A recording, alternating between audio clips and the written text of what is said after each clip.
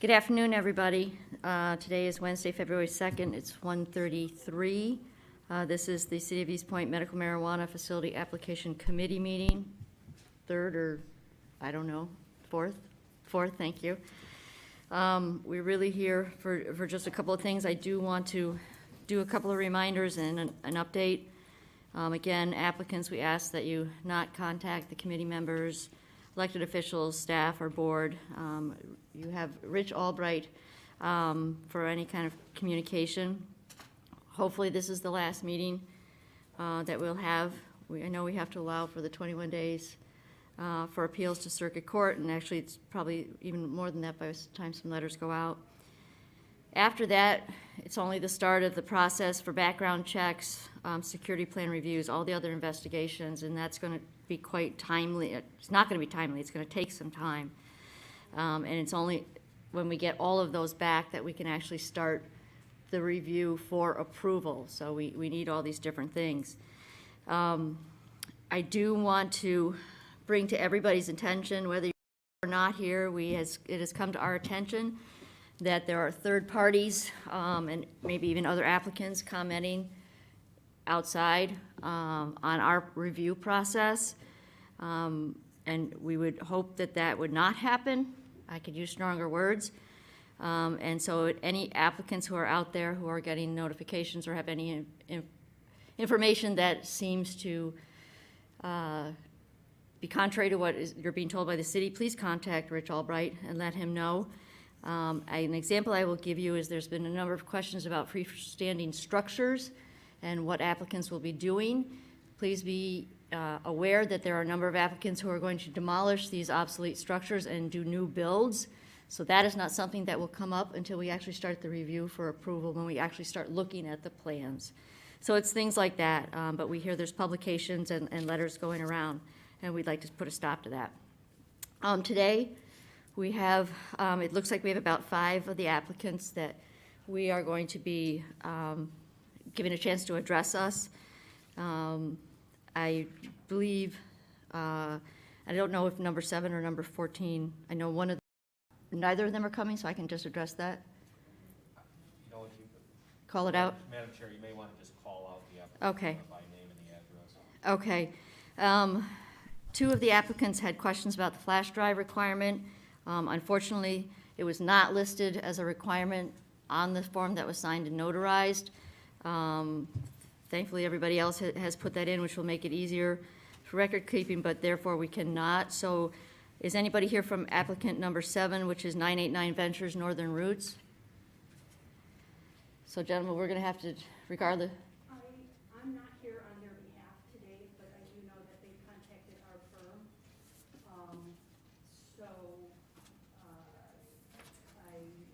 You might be able to speak to. You need to go to the microphone, ma'am. Oh. Please. Yeah, and turn it on, please. I see that it's off. Thank you. Okay, I'm here on behalf of CP Investment Group, but I do know that 989 Ventures has reached out to our firm.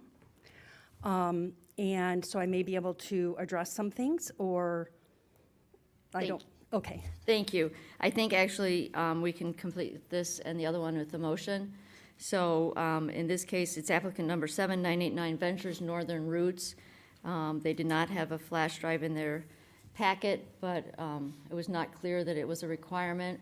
So gentlemen, can I get a motion to, on that one for completeness? Okay.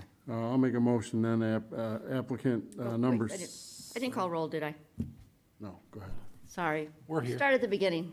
It's been a long week and it's only Wednesday. Start over. Roll call. Mr. Blum. Here. Mr. Sage. Here. I am Kim Homan, and I'm here. Approval of agenda. I'll make a motion to approve the agenda. Second. Mr. Sage. Yes. Mr. Blum. Yes. And yes. Okay, now we are on old business and review of the deficient applications. So, applicant number 7, 989 Ventures Northern Roots. The flash drive that is missing was not clear that it was a requirement, so can I get a motion? All right, I'll make a motion for applicant number 7, 989 Ventures Northern Roots, that their packet appears complete at this time. I second that. Mr. Sage? Yes. Mr. Blum? Yes. And yes for me. Okay. Applicant number 14, Agronomod. This is going to be a similar situation, so you're welcome to speak. I think we probably can clear it up with a motion if you're, Yes, no, sorry, I'm Doug Maines, I'm the attorney for Agronomod. I won't say anything, but I would add that if it would assist the city, we're more than happy to submit the flash drive now, if that would make things easier from an administrative side, if we can verify that nothing has changed from the initial application, but other than that, I've got nothing to say. Madam Chair, the committee has a rule of no after-filed documents, so it's not a requirement, so I don't think it would be proper to allow some, if it wasn't in the application packet, then I don't believe that it should be allowed at this time. But again, it wasn't a requirement in the first place according to the city ordinance. okay, when we get to planning commission review, there may be the requirement for the flash drive, so we'll address it at that time as it relates to site plan and special land use. Okay, applicant number 14, Agronomod. Can I get a motion? I'll make a motion, applicant number 14, Agronomod, East Point, that their packet appears complete at this time. Second. Mr. Sage? Yes. Mr. Blum? Yes. And yes. Okay. Applicant 18, Candid Labs. There was the receipt, or the original. Correct. Good afternoon, Attorney Hillary Bahri again on behalf of Candid Labs. I do have the original. May I pass it to you?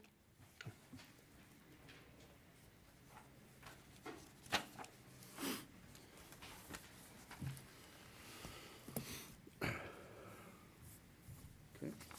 And I do have a new check from a couple weeks ago, and I was supposed to bring it as well.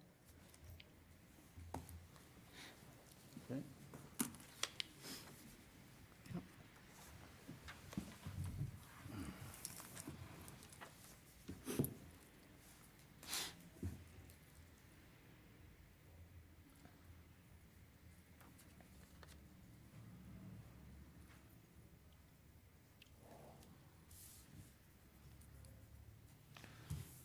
Appears to be the original. Turn it. Okay. Do we have a motion? Well, there wasn't any Discussion? issue with this one, though. I'll make a motion on the check, if you like, Madam Chair. Okay, let's do that. So I'll make a motion for applicant number 18, Candid Labs, that the original stub proof of the $100 certified check has been provided and that it appears to satisfy that requirement at this time. Along with a replacement check. Oh, do you have the replacement check? Okay, I'll second that part. Mr. Sage? yes. Mr. Blum? Yes. And yes for me. Thank you. May I hand this over now? Please. Do we have? Give it to Heather. Clerks? Yep. Yeah. Thank you.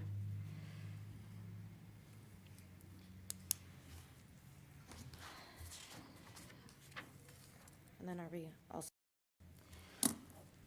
So I know one of the issues that we talked about last week, not specific to you, but to a number of them, was the iChat forms and the requirement for a release or authorization.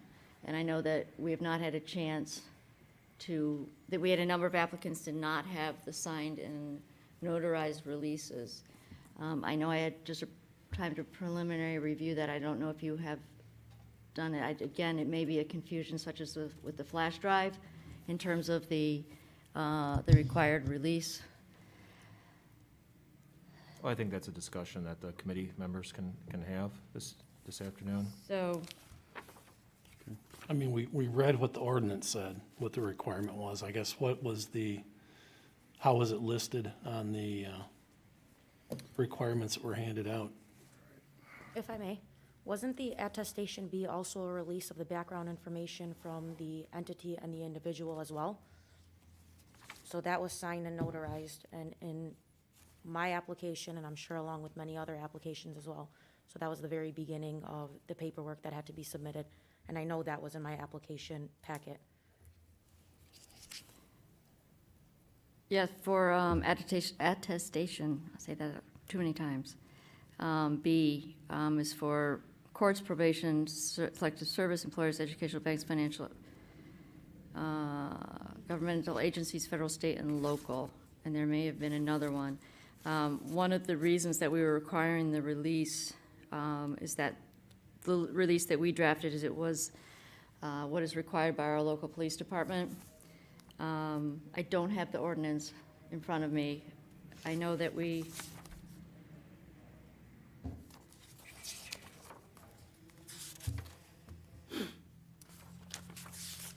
I'm looking at the checklist. It says iChat release / authorization. Madam Chair, what the committee did on previous cases where the iChat information was questionable, the committee passed a motion to determine completeness, subject to the police department actually accepting what was submitted as proper documentation in order to do its investigation and background checks. Right, but there's still the issue of who needed an iChat release. Because a lot of it was whoever filled out the application, it wasn't the owners per the ordinance. And that's, I mean, we hand George the iChat release for the person that filled out the form, yes, that's acceptable, but it doesn't meet the ordinance requirement. I mean, do we treat this as another confusion item and give people the opportunity to correct it? And it would be required, I believe the ordinance, it says it's required for, I think, and I don't have the exact language, but it is anywhere down from owners, interest holders, managers, and I think it even said staff. Yes. I mean, it was complete, everybody that was gonna be involved. And some then of them, we make got that- one person and there's 20 owners. So So we could require that from each applicant before to be, George can proceed, yeah, everybody has to turn in an iChat release. And just say, you know, again, treat it as a confusion issue, and we could accept it and afterwards. set a deadline? The committee would like to do that. I I'm mean, comfortable. we'd have to notice everybody Correct. and give them, I mean, we're gonna be in a pause period anyways, Correct. so give them 3 weeks. I think that would be Reasonable. acceptable and reasonable, yes. Is it, again, things we could do differently the next time. Much more No clarity. next time. So, Just to verify, for the iChat release, that's still the same way that we all have already submitted the paperwork of, let's say I submitted the application, I do only have one owner of my entity. You guys want an iChat release of myself? It's a form that authorizes the police department to run their own iChat. You don't run your iChat and turn it in. Does East Point offer that form? Do yes. you want us to create our own? No, it is on the website. It's one of the forms that's on the website. And We'll we would include have that it, in the letters. what's that? We can include that in the letters. That's the committee would Yep. like to do. I'm comfortable with that. So, but we probably should schedule an actual date. Well, it depends on how long it takes to get the letters out. Correct. Let's look at, oh, that's not a calendar. I think we're actually good with you, because you're gonna be Oh, lumped yes. in with everybody. You're right. Sorry. Thank you for representing everybody. So it's we could even look at, just over 30 days would be March 9th. That's enough time to get letters out. Committee should make a motion to that effect. Are we comfortable March that that's, 9th. Is that what is March 9th? it is a Wednesday. Just another Wednesday, okay. We'll do another Wednesday at 2 PM, and we would need originals, obviously not. So they would need to be delivered to the clerk's office, and we would put out notices everywhere. We need to send letters to those applicants that are still, And just so members of the public are clear, this is the form that is prepared by the city, and is the committee determining that some of the applicants did not include that form, or they included a form that they believed addressed that topic, they just didn't provide the city's form, or they didn't provide enough forms? They didn't provide all of the required forms. I mean, you read the ordinance last week, and it was shareholders, CEO, whatever. We should actually include the ordinance in the letter. Yes. But basically, there was a list of people that had to turn in an iChat, and there was quite a few that only turned in an iChat for the person that submitted the application. So they met the requirement of an iChat release, but they didn't meet the ordinance. And we don't know on the first round, because we didn't catch it until last week. Correct. So there's probably more than what we noticed last week. Although I think it's going to be difficult at this point to require staff because, They're not hired. right, they may have, again, there may be managers in place or being considered or not even that at this point. Again, if Yeah. you're doing a new build, you're not going to have somebody, you're not paying somebody on staff yet. Well, then they don't have to have an iChat if there's no staff. Right, But the shareholder part, absolutely. right. And so we would require the city's form, which is what our police department requested, for anybody that otherwise has an interest. Yeah, let me bring up the actual ordinance language, just so it's clear. And I really think with the financial interest, I mean, I don't know if you consider a manager and staff who's on salary. Some may have a financial interest in the business. I don't know Yeah. very much about this, but Okay, Madam Chair, let me just, thank you. you're welcome. So it is section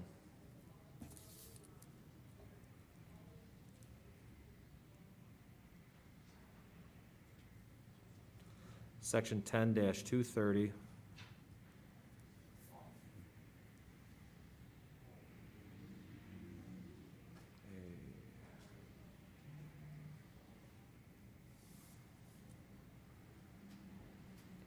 A5, and it reads, "A signed release authorizing the police department and/or iChat to perform a criminal background check to ascertain whether the applicant, each stakeholder, and employee of the applicant meet the criteria set forth in this article."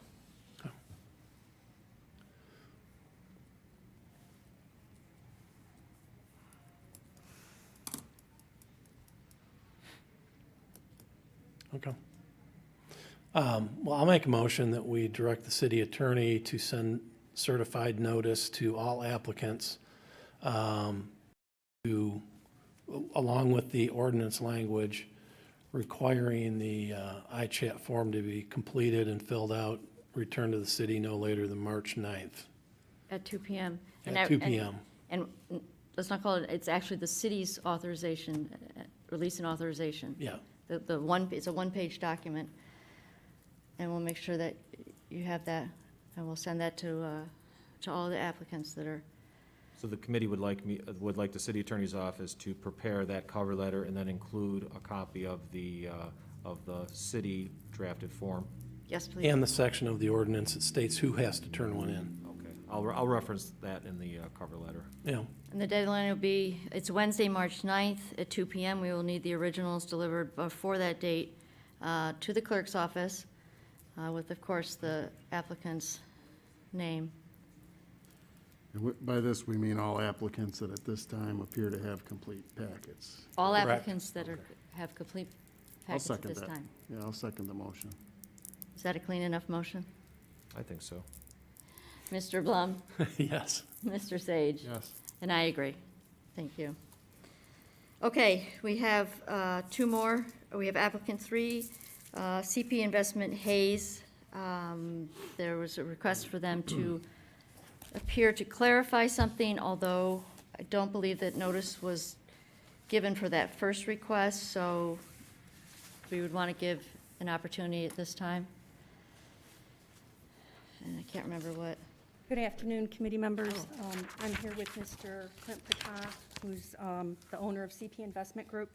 And yes, we didn't receive notice for some reason, we got the second letter, and so that's why we were very like, oh my gosh, you know, it's denied, and we didn't get a chance to clarify, and then it was just a typographical error, filling out some other applications, and that address was incorrect, only in one spot. And it, you know, the supplemental scoring application, all of the supporting documents, the front of the actual binder, the cover letter, I mean, everything referred to the correct address, which is 24935 Gratiot.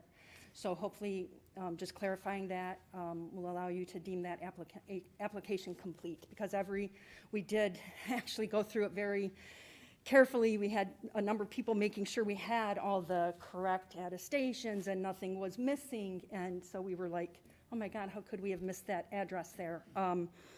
And I also did want to say, we did find that form, the release form, on the website, and that, I believe, is included in our application. But anyway, if you have anything further, or if you need to speak with Mr. Patan, we're here.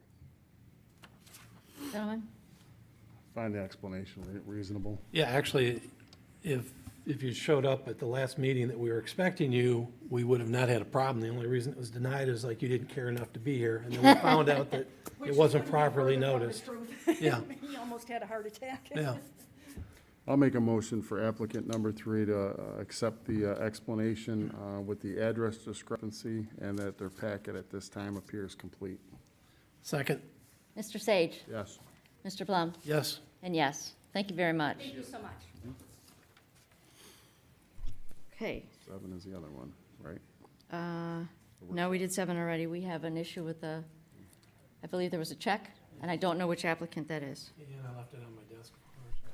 You want to take a quick recess? Well, either I can run and get it, or I can just make a suggestion.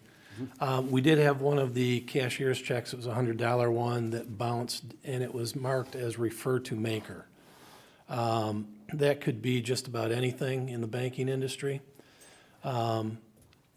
What I would like to do is, again, direct the city attorney to send a letter to this applicant, get an explanation from the bank of why it bounced. As long as it wasn't a fraudulent check, I understand, I mean, we get that through the cashiers all the time. We process a check, it's refer to maker, it's like they couldn't read a number on the, account number on the Micker line or something. It's a very common reason for a bounce check. So as long as the bank will verify that it was not a fraudulent check, I'm fine with accepting a replacement. What kind of documentation is acceptable? It would have to be a notice from the bank itself indicating that it was a bank error on this check bouncing. And should that be directed to the applicant or to us? It should be, well, the city attorney should be directing it to the applicant to get it from the bank. The bank should then be responding to us, noticing us that it was a bank error. So we get a notice from the bank with a replacement check, and we'll call it good. And Mr. Blum, what applicant number was that? If you want, I can, it's on my desk. If you want me to go get it, or I can just give it to you after the meeting. If you could, just so the record's clear. Okay, give me a second. Thank you. And then what would be acceptable in terms of, so then they would, actually, they probably should address it to you Just at wait your for office? Just wait for Mr. Blum to return. All right. And then the board or the committee can make a decision.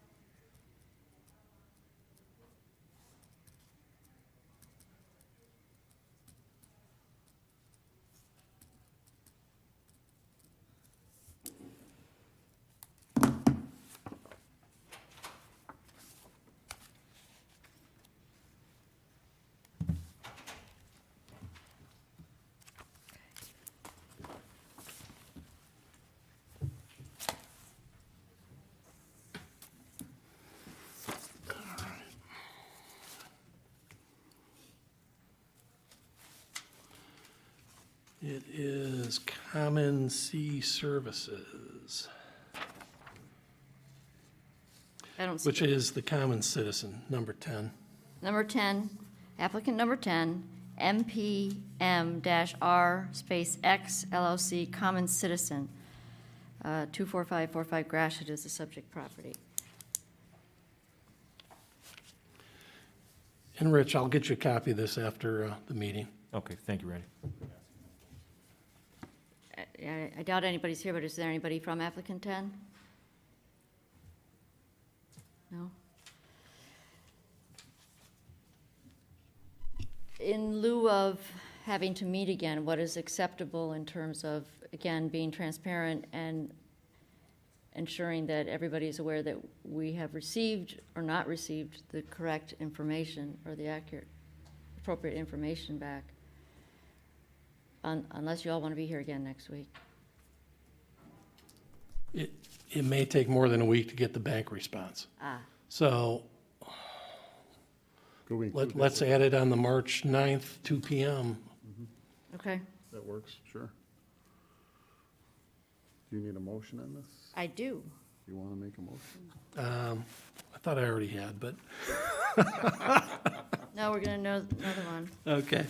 I'll make a motion directing the city attorney to send notice to applicant 10, Common Citizen, requesting notice from the bank on the reason that this check bounced, and to be returned to Attorney Albright.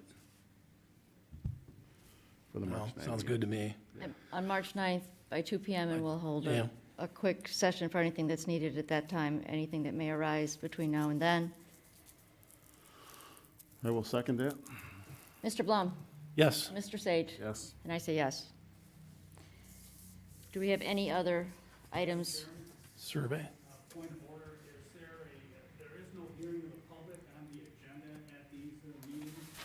If someone from the public has a question, how can and when could that be addressed? Anybody's welcome to call our office. This meeting was not posted. This meeting was not advertised. The public had no idea, although this is considered a public meeting or should be, I believe that under state law, public meetings have to be posted and the public needs to be notified of these meetings. And because of that, everything that happened this afternoon actually would be moot if it did not take place in a legal setting. Madam Chair, can you confirm whether or not this meeting was posted? It was posted on Documents on Demand, where the normal agendas are for all of the commissions and boards and city council. We've been posting everything on there and then adding the social media aspect for anybody there. So it was posted on Documents on Demand Monday. Medical marijuana drop-down on the website that where the previous 3 meetings, the agendas have been listed, but the agenda for today's meeting was not. Notice for the agendas. Thank you. I would also contend this is a committee meeting of employees going through the applications. We're doing this in public as a courtesy, not as a requirement, and they don't fall under the OAM. I'm going to, I mean, yeah, that'd be up to Rich, but I mean, again, we're doing this to be transparent, but this is not an official public meeting. We're doing it as a courtesy. I leave that to you, Mr. Albright. I don't think that's anything further that needs to be discussed. Notices that have gone out to various applicants to let them know that there was either something incomplete in that their application has been denied. Madam Chair, you're representing to the public that notice has been meetings, and I would just say we can leave it at that. I don't think anything further needs to be said. Thank you. You're welcome. Thank you. Anything else? Are we going to talk survey results? No. Okay, Anything that's going to be handled by the city attorney's office? okay. Anything that, as those come back, they're going to go directly to the city attorney. Do you have anything further, Mr. Albright? Not at this time, Madam Chair, Okay. thank you. I'll make a motion to adjourn. Second? Mr. Sage? Yes. Mr. Blum? Yes. Yes. Thank you, everybody. I appreciate